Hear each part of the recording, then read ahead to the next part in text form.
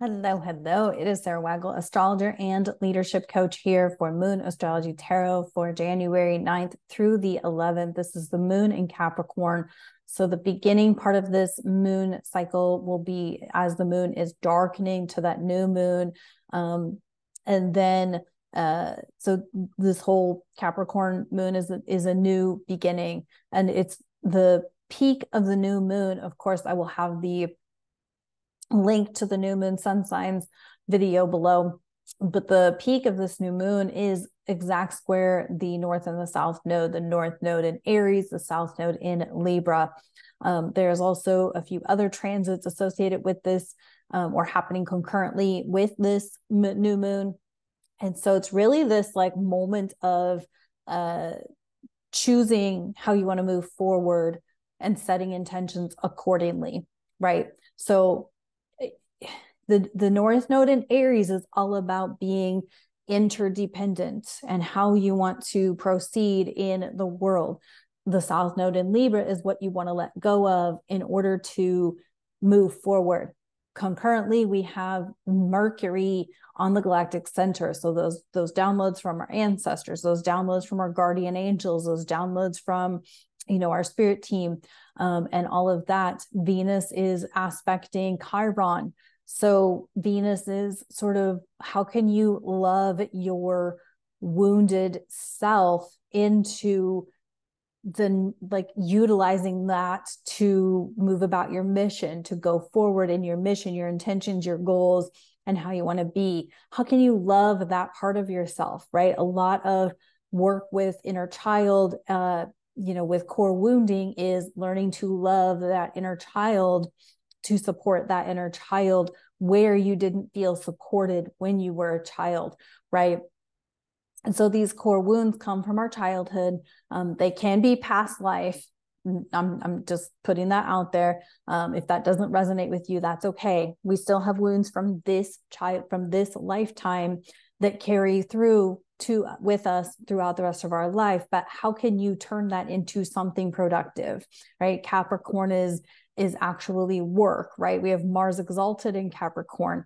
So a lot of this is, and of course, Mars is the ruler of the North Node. Venus is the ruler of the South Node, okay? Because the North Node is in Aries, which is Mars's home, and the South Node in Libra, which is Venus's home, one of them. And so it's a matter of using our wounding to do something productive with it, right? What you often find that people who teach personal development or astrology or spiritual work or whatever, most of us have something that we have dealt with or overcome that becomes our biggest easy to teach lesson to other people, right? For me, it's breaking up with my victimhood, because I was like a superpower victim. I'm blaming everybody and everything for why I couldn't do life normally.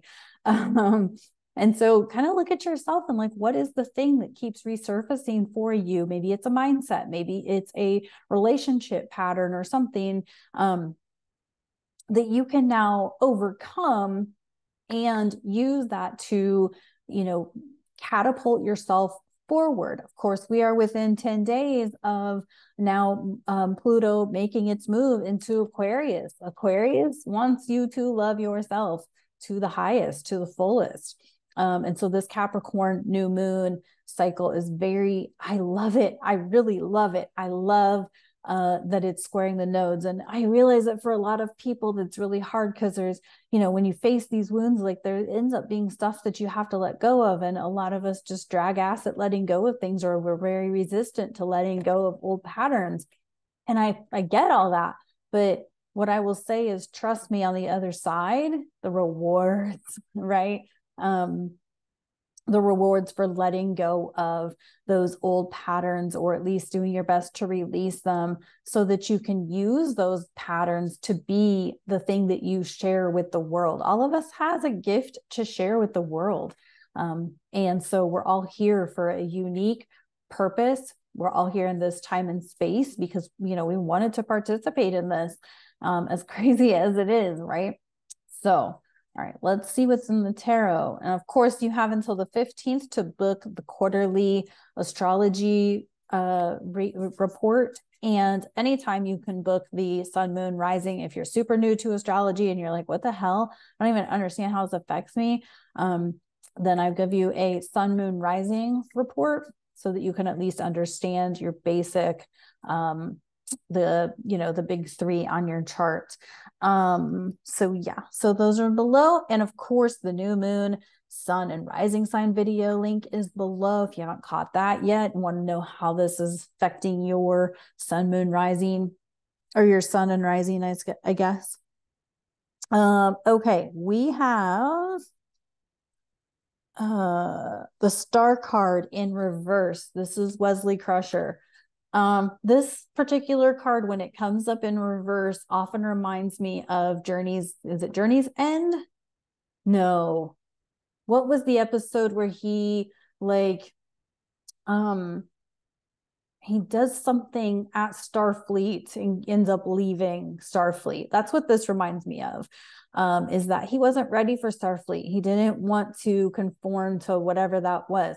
It doesn't mean he can't shine. It also could be just preparatory, right? The star card doesn't mean you're dimming yourself out. It just means that maybe you're in a preparatory phase, or there's something that you haven't seen yet. And as you uncover that thing that you might be unwilling to see, that's the thing that helps you shine, right? That's the thing that the thing that you resist the most is typically the thing that's going to help you shine the brightest, right? So that's the star card in reverse.